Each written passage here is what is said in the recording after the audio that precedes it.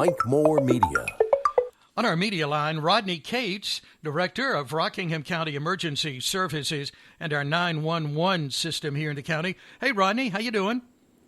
I'm good, Mike. How are you this morning? I'm doing fine, and when I make my 911 calls every morning for days now, about a week or so, it's been relatively quiet. And isn't that good for a change? We've had some real big fires here lately, haven't we? It has. Our fire service has been extremely busy, and yes, if we can have a calm night or a calm shift here and there, we're certainly grateful for those. Yeah. Well, there have been some big fires and some real partnership and team effort, as always, in Rockingham County with the departments working together and all of the agencies coming together. Let's talk a little bit about that and maybe give us an update on that partnership and that team effort, Rodney. Well, we have had some very tragic fires in the last month. Madison had 3 fire fatalities, and which is certainly tragic. But if we look at the response and we try to look at the good, find the silver lining in some of these situations, the large fire that we had a week ago in Reedsville, our response from our fire service, our EMS service, our rescue squads, the response from our telecommunicators, our law enforcement communities, everybody has pulled together because it takes everybody, it takes a team to mitigate emergency situations. So we have seen response even outside of our county, people that have come in or fire departments that have come in to provide standbys at fire departments to ensure that we continuously have fire coverage throughout our county. So we have had a tremendous response. The key thing to remember, the majority of these people are volunteers. They're putting their full-time jobs and their lives and their children's ball games and things that they need to be doing family-wise. They're putting all of that on hold to provide their volunteer service. So it is remarkable, the service and the partnerships that we've seen throughout my time here, but certainly the events that we've had over the last few months or in a few weeks have certainly, again, solidified those partnerships and the commitment that these volunteers and the paid people again, throughout of all the services that they make to the citizens of the county. You said a key word there, Rodney, commitment. In talking to people, some of the fire departments around the area, there's some folks there that have been firemen for many, many years, and their commitment is what holds it all together, isn't it? It is, and it's generations a lot of times of grandfathers and then fathers and then children, then they continue that legacy on, which is outstanding. But it is a legacy of commitment and a legacy of service to their communities. And you're right, that's the glue that holds it together, and we're certainly grateful for those people that do that. And, we encourage others to seek the volunteer fire department or rescue squad and come out and serve their community and train and learn what they do and become involved in these efforts. And again, they're volunteers. They're not paid for this service, but when you make a positive impact on somebody's life or you save a life, you can't put a monetary value on that. No. Let's talk about volunteering, because we're not just here like in our own little world, because it's nationwide. We need firefighters, don't we? We need people to be in those departments and when the call comes. We do. We need firefighters. We need rescue members. We have 3 rescue squads in this county that are made up of volunteers as well. We have 17 volunteer or combination fire departments in this county that need volunteers.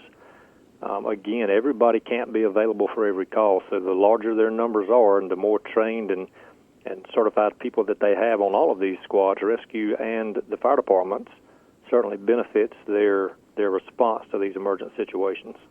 And unless you're doing that work on the front line, I don't think me or the general public has a clue what's involved in the training and the work to get there. Can you maybe go over that a little bit? Because it's continuing all the time, isn't it? It is. Training is continuing, and then there's certain levels of entry-level certification and training hours. The state mandates a certain number of training hours, whether it be on the fire side or the rescue side. The EMT continuing education, a lot of our volunteers are certified as emergency medical technicians, and there's continuing education for that. You know, a state certification is valid for 4 years, and you've got to have a certain number of those continuing education hours to recertify in that 4-year period, or those that are on the National Registry. That's a 2-year certification. So the training is ongoing, but again, the reward is far outreaching all of the training that goes into it when you save a life or you are part of a team that's in a life-saving effort. Mm-hmm. Yeah. I know we're always we have a lot of guys that are at retirement age in some of our fire departments, and so we're always looking for younger people there. How do we go about becoming a part of a fire department? They can actually contact in their district. They can go to their fire department and talk to the chief of that respective department and find out what their requirements are to become a volunteer there. They can contact our fire marshal's office if they don't know what district they're in, or they live on a border of a district and they're not certain which one to go to. They can contact our fire marshal's office, and we certainly will direct them in the right direction and get them in contact with the fire chief to get that going, or the rescue squad. They can go to one of the rescue bases. There's one in Madison, Rockingham, that's right there in Madison, the one in Eden, and there's one in Reidsville. And again, if they can't make contact there for some reason, keeping in mind that these are volunteer services, they can certainly contact our office, and we will get them in contact with the people that they need to be in contact with. Yeah, okay. Well, I know I had an occasion recently, EMS taking me from home to a hospital, and I was so impressed with those people, that team in that truck. So I commend everyone for their good work and being there when we need them.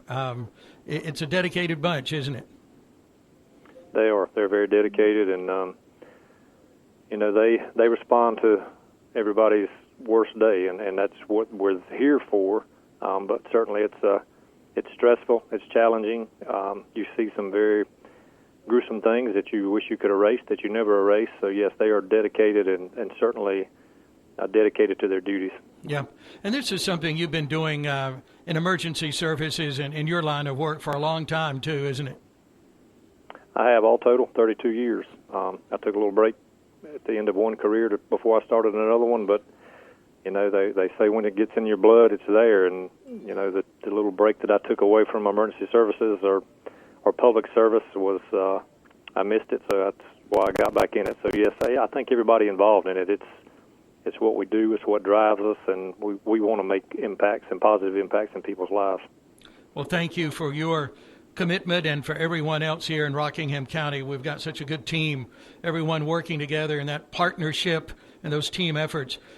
Before we get away, let's talk about that old tobacco house fire that we had recently in Reidsville. That was quite challenging, wasn't it? It was. It was extremely large, a lot of fire when they got there. But again, those partnerships played out, and we had response from the entire county. The Fire and Rescue Chiefs Council had just implemented what they call a tanker task force. It was just voted on the last meeting and placed into effect. So we utilized the tanker task force, and logistically we had to work out a few bugs, but again, it worked quite well. It brought in tankers for the water shuttles, and they set up 2 different water shuttles. And again, looking at how many people respond, we had tanker task force that represented the entire county. Those that were not on the fire scene were providing standbys at other fire stations so that we had continuous fire coverage throughout the county. We had other counties' fire departments come in to provide those backups or standbys at those fire departments. We continuously had EMS on scene. We had rescue squads on scene providing rehab for the fire departments. We had several police, law enforcement. We had the sheriff's department as well as Reidsville PD assisting with traffic. The water points that we had set up were in the city limits of Reidsville, so they're assisting with that. The 911 telecommunicators continuously getting resources and providing resources. We had to coordinate efforts with the rail companies, even Amtrak, because an Amtrak train comes through there as well. So, again, those partnerships are far-reaching, and that's what it took to mitigate any incident, but certainly one of that magnitude. Mm-hmm. Wow, a lot of people, a lot of logistics involved in that. Yes. Yeah. Okay. Well, Rodney, thanks for that update, and thank you for you always being at the helm here and taking care of things in all of our departments and agencies here in the county. Is there anything else we need to mention today? No, I think we're good. Just encourage everybody. This is springtime, and afternoon storms pop up, and weather situations are quite unstable at these times. Keep an eye on the weather and the warnings and things that come out, and if we see anything that we need to alert everybody on, we certainly do that, and we'll look forward to talking next time. You bet. Okay. Thank you, Rodney Cates. Have a good April. Right. Talk to you next month. Yes, sir. Bye. All right. Okay. Always enjoy talking to Rodney Cates, Director of Rockingham County Emergency Services and 911 here in the county.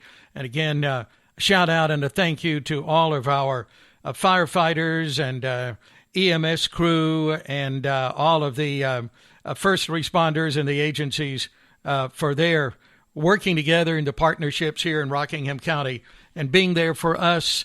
I was just on their Facebook page. That's Rockingham County Emergency Services. And right up at the top, it says, yes, they're open 24 hours a day. And indeed they are whenever we need them. Please check out that Facebook page. That's Rockingham County Emergency Services.